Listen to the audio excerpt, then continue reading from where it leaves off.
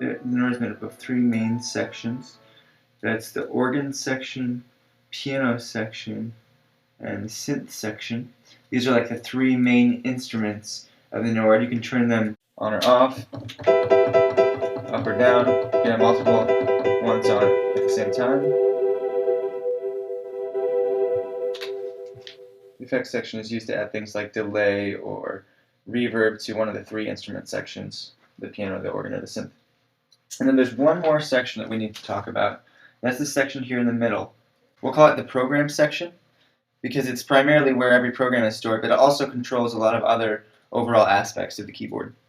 So let me take a minute to explain how this program section works.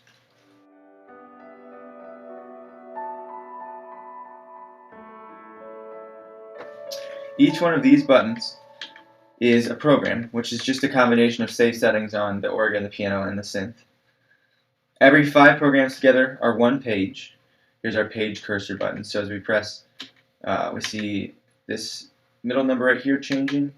That means that we're flipping through pages. Every page has 5 programs, and then there are, I believe, 20 pages in each of the program banks. So here are our banks A, B, C, and D.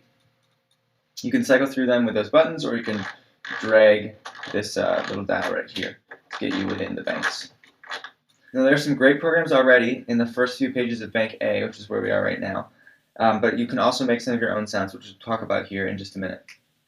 Another thing to note, live mode can be pretty helpful because once you get the hang of the Nord and you're making changes, live mode saves in each of these 5 programs, saves all your settings. You can turn off the keyboard, you can switch out of the program and come back, it'll save it. Any of the other program modes, if you don't save it, it'll automatically reset to its saved function.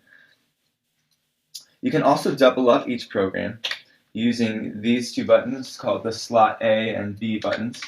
That means that you can have a certain type of setting on each of the instruments on slot A. So say I have pad and piano here, and my slot B can have an organ sound and a different piano. So I can switch back and forth. And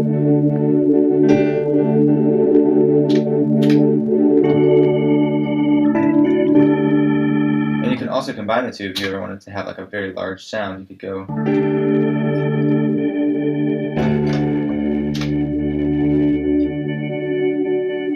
The shift key right here is very important because anywhere on the Nord where you see a button that has another type of word underneath its primary function, use the shift key to engage that function. So for instance, if you want to make a split in the keyboard so that one half is piano and the other half is, say, synth, first you select up here the keyboard zones, and we'll hit 2. We want to have 2 sections. So then in order to set the low split, so moving this this low split light, you'll see it in just a second. I'm going to hold shift and press set low split. You'll see this green light moving, so I can change the split point. I'm going to bring it back to about the middle right here.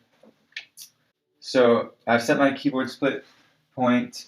Now I'm going to assign, using the shift key again, I'm going to assign that I just want piano on the right side of the split point. So I'll hold shift, which engages, instead of on off, this button becomes keyboard zone select. So I'm going to select that it's in the zones to the right of my split.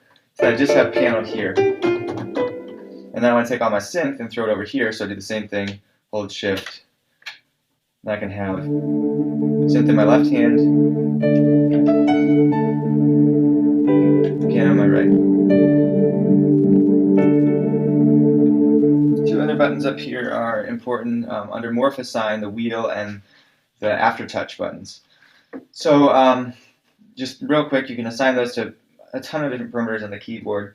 This one's already assigned, so we'll clear it. Again, this is clear morph underneath, so I gotta press shift to engage that function. Now say I want to have my pad swell in underneath my piano by using the wheel, which is on the left over here.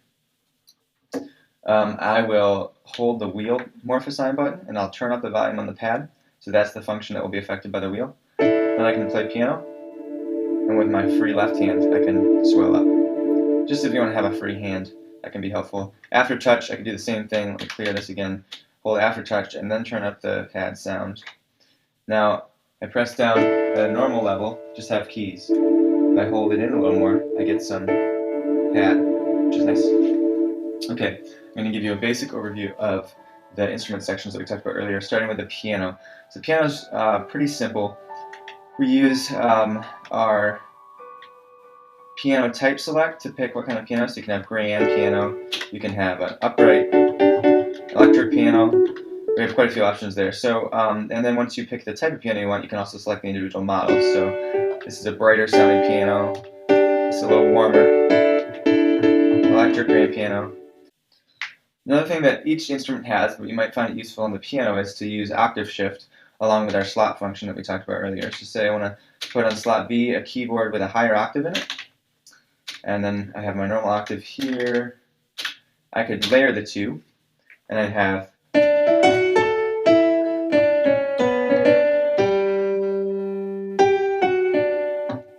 okay, we'll move on to our organ section. Let's turn that on here. Turn off my keyboard. The organ is a little more complicated, but you can figure it out if you just take some time to click around. You'll probably want to keep this organ model on V3, but other than that, just kind of mess around with it. The main idea is that these are called drawbars. They control what frequencies are being sounded. So these gray ones are the fundamental, the main note, and overtone. So I can play middle C, first to get the C, then an octave, next overtone. There's a lower sub-octave, and then these add just harmonics.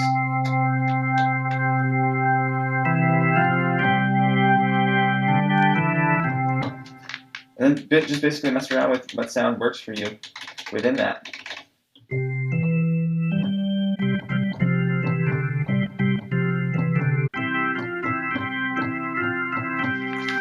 You'll also definitely want to make sure that you have this rotary speaker on. So make sure the drive's out just a little way. And then the secret to getting that gospel feel is taking our rotary speed selector and moving it from slow to fast. Back again.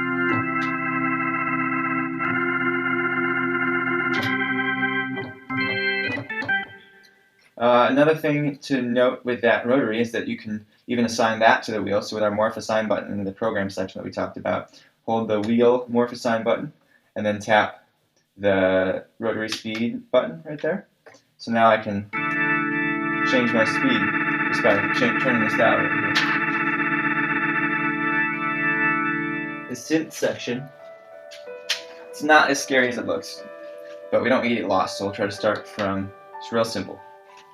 Let me turn it on. Basically, we need to start you with a synth sound to work with. I'm going to recommend that when you're just starting out, you just load a sound from the synth library, and we just kind of work with that. So this is one that will work pretty well. String quartet, there are a few other options. Let's use the orchestra. Right now, it doesn't sound much like a synth pad. It's got that harsh attack. It just sounds very much like a string section, not like a synth. So the way that we tweak synth sounds primarily will be in these two sections, the filter section and the amp envelope section. We're going to take that sound that we're starting with. We're just going to, first of all, put a filter on. So the filter, if you didn't guess, filters frequencies coming through. So we have right now LP24, that's a low pass filter. That means low frequencies come through. We can roll off high ones. So turn it to the left, rolling off the high frequencies. It's a little bit softer of a sound, more mellow. So here's the string sound, roll it off. So that's the first thing to do. There are a couple of different ways to filter. You could filter, if you wanted to, you could filter so that just the high frequencies are up there. That won't work for us here. Let's keep it on LP24. Like that sound? Still got that funny attack. It's just not a smooth attack. So we're going to go to amp envelope and change the attack. Now, a very low attack, a short attack, is going to come in as soon as you press the keys. We want something that slides in a little more. It's a little more like a synth pad. Great. Our decay we'll want to turn all the way up so that that's the amount of time that the note can sustain for. We want it to keep going as long as we hold it. So just turn up decay. Release controls how fast the note dies out when we let go of the keys. That's pretty good.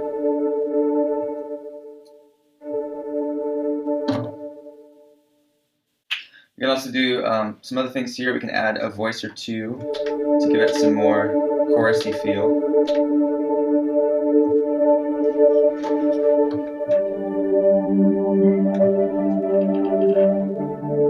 Still a little harsh.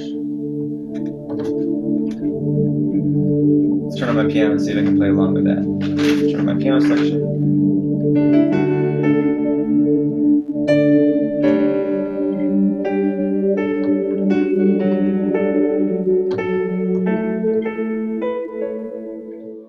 And then finally we have our effects section.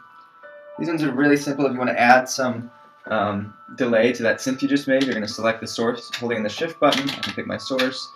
You can either tapping the tempo in, you can set it up here. Either will work. This controls how many times the delay feeds back. So I have a lot of repeats over here and a few repeats over here. You can also set that to piano and have a little bit different sound.